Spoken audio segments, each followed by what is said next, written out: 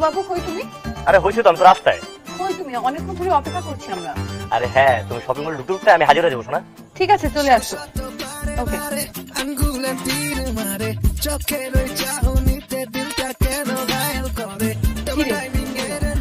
আসছে কিছুক্ষণের মধ্যে আসছে আমার বয়ফ্রেন্ড। আচ্ছা শোন না, আজকে আমার বয়ফ্রেন্ড আসতেছে, তুমি তোর বয়ফ্রেন্ডকে চলে আসতে বল, তাহলে আমারও সে থেকে দুলা ভাইয়ের সাথে দেখা হয়ে যাবে। হ্যাঁ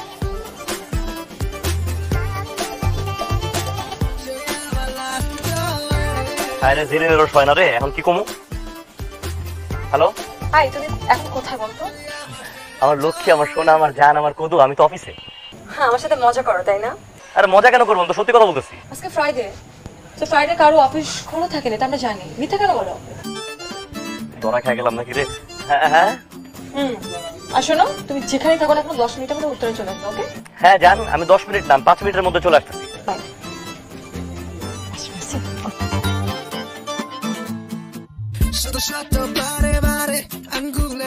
হ্যালো, হ্যাঁ শোনো, তুমি কোথায়?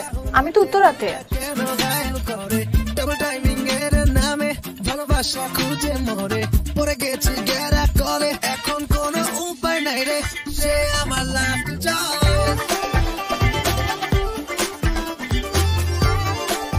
হ্যালো সোনা।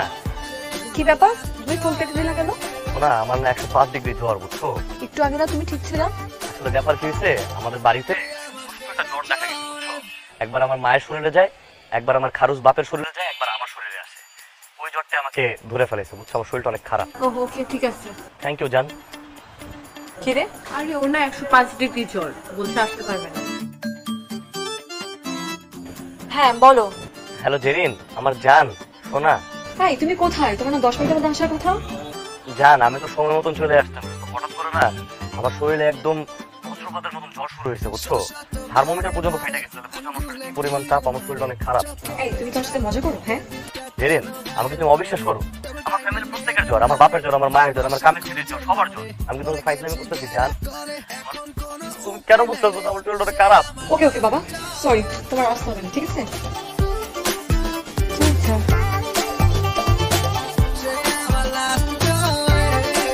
মিন্টু, মিন্টু, এই যে তোমার চা। হ্যাঁ বুঝলে, ওই আমিও তোমার মতোই ভাবছিলাম। আব্বু, আমাদেরকে দেখেছো? হ্যাঁ মা, হ্যাঁ বল। বলো। ওই বলছিলাম কি, তোদের বন্ধুদেরকে না একবার বাসায় ডাক, আমরা একটু কথা বলি। হ্যাঁ আসতে বল, ওদের সাথে কথাবার্তা বলে বিয়ের কথাটা পাকাপোক্ত করি। সত্যি বলছো আম্মু? হ্যাঁ একদম সত্যি। কি ব্যাপার, কি দেখছো? দেখতেছি বাচ্চা মেয়েটা কত সুন্দর। এই তোমাকে না বললাম আমাকে আর বাচ্চা মেয়ে বলবে না, আই এম 18+। ও ঠিক আছে, আর বলবো না, তুমি তো 18+। এখন শুনো, কাজের কথায় আসি। কালকে সকাল 10টায় রেডি হয়ে আমাদের বাসায় চলে আসবে। কেন? কেন, আমাদের বিয়ের বিষয়ে আমাদের বাবা মার সাথে কথা বলতে। বিয়ের জন্য বাবু? কেন তুমি? আচ্ছা শোনো না, আমি একটা কথা বলতে চাই। বলো। আচ্ছা, আমাদের তো বয়স আর কম হলো না, তাই না? হ্যাঁ অনেক বেশি বয়স তো, তোমাকে আর আমাকে দেখলে তো মনে হয় 40-45 বছরের ছেলে মেয়ে আর কি প্রেম করতে, সরি বুড়া বুড়ি। আরে আমি সেটা বলি নাই, বলতে চাচ্ছি আমাদের বিয়ের বয়সটা হয়ে গেছে, আমাদের এখন বিয়ে করা উচিত। হাসো কেন? হ্যাঁ দেখো, এইসব কথা শুনলে না আমার অনেক ভয় লাগে। আর তার থেকে বড় কথা হলো, আমরা এখন হাজার হাজার বছর প্রেম করবো, এবং যদি হাজার হাজার বছর প্রেমও করি, তবুও তোমার আর আমার জীবনে যে রস কষ আলু বুখারা যা কিছু আছে এগুলো কমবে না, ঠিক আছে? মানে আমরা এখনো অনেক লং লাস্টিং, ইউ নো। উফ, মানে তুমি যে কি বড় না বুঝি না। মানে এখন তুমি একটা ভালো জব করো, আমি একটা ভালো জব করি, আমরা অনেক সুন্দর করে সংসার করতে পারবো। কালকে ঠিক 10টায় আমি তোমাকে আমার বাসায় দেখতে চাই, বিয়ে পাকা কথা বলতে আসবো। কয়টায়? সকাল 10টায়। প্লিজ বলো না যে তোমার সময় নেই। বাবু ব্যাপারটা হয়েছে কি, সকাল 10টার দিকে আমার খুবই জরুরি একটা কাজ আছে, বুঝছো?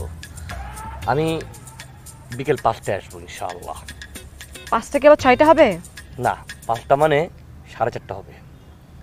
ঠিক আছে, ওকে হবে।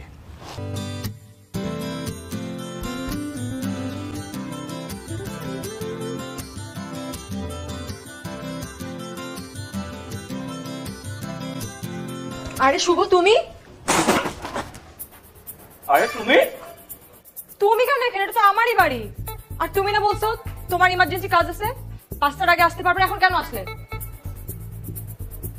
আরে আমি তোমার ভালোবাসি না, সারপ্রাইজ করলাম আর কি, মিথ্যা কথা বলছিলাম। তুমি খুশি হছো না আমাকে দেখা? ওকে, চলে যখন আসছো একটা কাজ করি, আব্বু আম্মুকে ডাকি। আম্মু, আব্বু, ছোট, দেখো কে আসছে। চলো। চলো। ভালো আছো বাবা? ভালো। আব্বু ও শুভ আমার বয়ফ্রেন্ড। দাদা বুঝতে বেঁচে থাকো, বেঁচে থাকো, বেঁচে থাকো। তো তোমার না বিকালে আসার কথা ছিল? সারপ্রাইজ।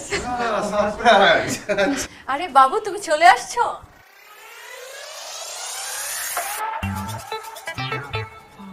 আই শুভ, ও তোমাকে বাবু ডাকলো কেন?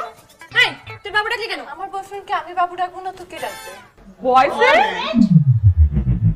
এই, তুই বলতেছিস ও তোর বয়ফ্রেন্ড, আবার ও বলতেছে ওর বয়ফ্রেন্ড। এই ছেলে, কার বয়ফ্রেন্ড? আমি কিন্তু বুঝতে পারতেছি না কে কার মেয়ে, কে কার ছেলে, কে কার বাপ, কে কার মা, আমি কার বয়ফ্রেন্ড। এই শুভ, আমি সব বুঝতে পেরেছি। তুই আমাদের দুই বোনের সাথে চিট করলি না? ডাবল টাইমিং, জানোয়ার একটা, শুয়োর একটা, বের এখান থেকে। লঙ্কন দুই বোনের সাথে চিটারি করেছে। হ্যাঁ, যা বেরো। এখনই বের হয়েছে আমাদের বাড়ি থেকে। You cheat! তুমি এখন এখানে দাঁড়িয়ে আছো কি করে? তোমার লজ্জা করছে না? You should be ashamed. এই তোকে ঘাট ধাক্কা দিয়ে এখান থেকে বের করে দে। Rubbish, nonsense. যাও, হাজবেন্ড কোথাকার? বেরো। আমি তো বুঝে উঠতে পারিনি তোমরা যে একই ঘরে দুই মেয়ে। পিঞ্জন খুলে দিয়েছি, যা কিছু কথা ছিল বলে দিয়েছি। আল্লাহ, আমি এই দিনটার অপেক্ষায় ছিলাম, তুমি আমার মনের আশা পূরণ করছো।